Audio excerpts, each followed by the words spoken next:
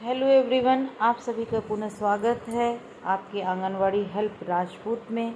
तो उत्तर प्रदेश में ECC educator की बम्पर भर्ती आ चुकी है। अगर आप भी शिक्षण क्षेत्र में अपना करियर बनाना चाहते हैं तो यह मौका आपके लिए सुनहरा है। नमस्कार दोस्तों, मैं एक बार फिर से आप सभी का स्वागत करती हूं आपके अपने चैनल आंगनवाड़ी हेल्प न्यूज़ में। आज हम बात करेंगे यूपी बाल वाटिका एजुकेटर भर्ती के बारे में। यूपी बाल वाटिका एजुकेटर 2025 के तहत बाल वाटिका के लिए बड़ी संख्या में नियुक्ति हो रही है। इसमें आपको पूरी जानकारी मिलेगी। योग्यता, सैलरी, आवेदन प्रक्रिया।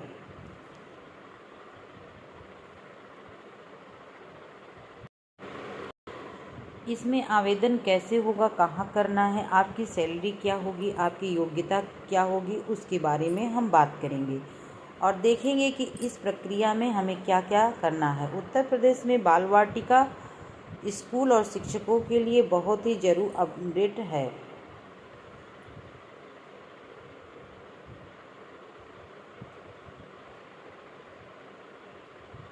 अपडेट के बारे में हम बात करें तो शिक्षक बनना एक बहुत ही सौभाग्य वाली बात है, मगर यहाँ पे संविदा वैकेंसी है। तो इस संविदा वैकेंसी को पूर्ण करने के लिए सरकार क्या क्या कर रही है, इसकी क्या क्या सैलरी होगी, उसके बारे में हम बात करेंगे। तो सबसे पहले आता है शिक्षकों के लिए बहुत ही ज़रूरी अपडेट है। बाल वाटिका यानी 3 से 6 साल के बच्चों की प्रारंभिक शिक्षा के लिए केंद्र सरकार और राज्य सरकार मिलकर ये नई व्यवस्था लागू कर रही है। इसी के तहत बाल वाटिका कंस्ट्रेंट एजुकेटर यानी संविदा कॉन्ट्रैक्ट पर शिक्षक रखने की प्रक्रिया कई राज्यों में शुरू हो गई है। इस लेख में हम आपको बताएंगे कि बाल वाटिका शिक्षक बनने के लिए क्या क्या योग्यता होनी चाहिए, कितनी सैलरी और कैसे आवेदन करें। इसके लिए वीडियो को अंत तक बने रहें। बाल वाटिका और प्री प्राइमरी स्कूलों के बीच की कड़ी बनती हुई है। यह कक्षा मुख्यतः रूप से 3 से 6 वर्ष के बच्चों के लिए होती है। इसमें NEP 2020 नई शिक्षा नीति के तहत शुरू किया गया है। खेल खेल में पढ़ाई कराई जाती है।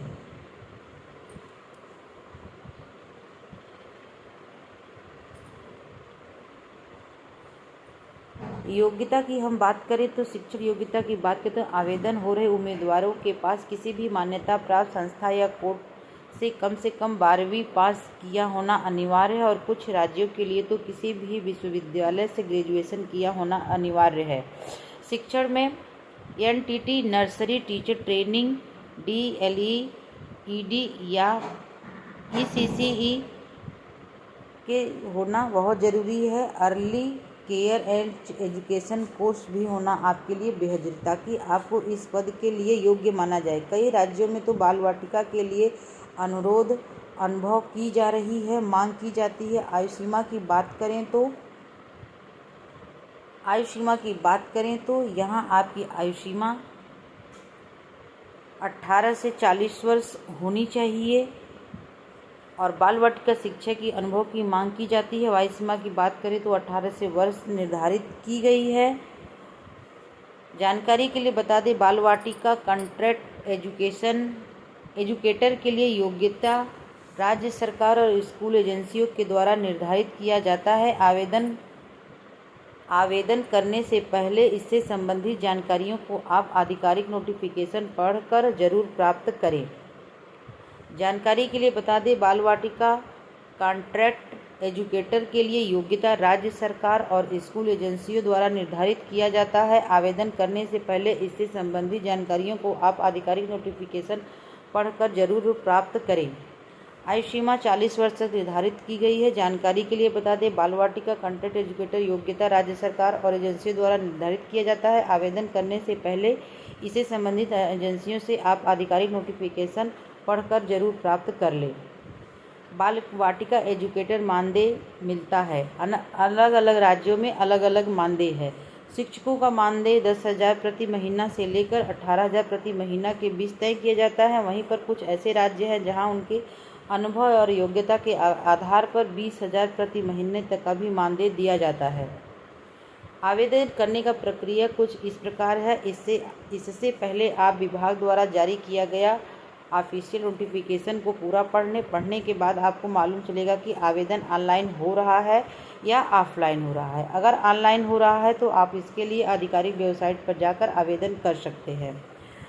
यहाँ पे मांगे गए ऑनलाइन फॉर्म अगर है तो आप स्कैन करके अपलोड करना होगा, और अगर ऑफलाइन कर रहे हैं तो आप सभी दस्तावेज़ों का प्रिंट निकाल कर केंद्र में जाकर जमा करना है। महत्वपूर्ण दस्तावेज कुछ इस प्रकार है। आवेदक का आधार कार्ड, पैन कार्ड, सभी प्रकार के शिक्षा प्रमाण पत्र, रिसीट, पासपोर्ट साइज फ़ोटो और अनुभव प्रमाण पत्र अगर जारी हुआ है तो।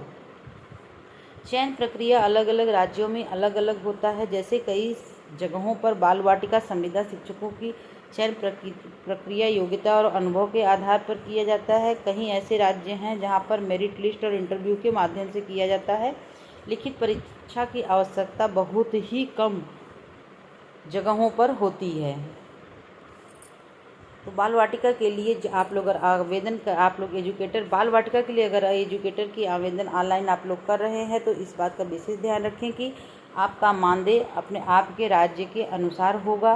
किसी भी राज्य का या दूसरे राज्य से एक मानदेय नहीं है। अलग अलग राज्यों का अलग अलग मानदेय यहाँ पर हो सकता है। जैसा कि उत्तर प्रदेश में नोटिफिकेशन में बताया गया है कि 10,313 रुपया आपको मानदेय के रूप में मिलेगा।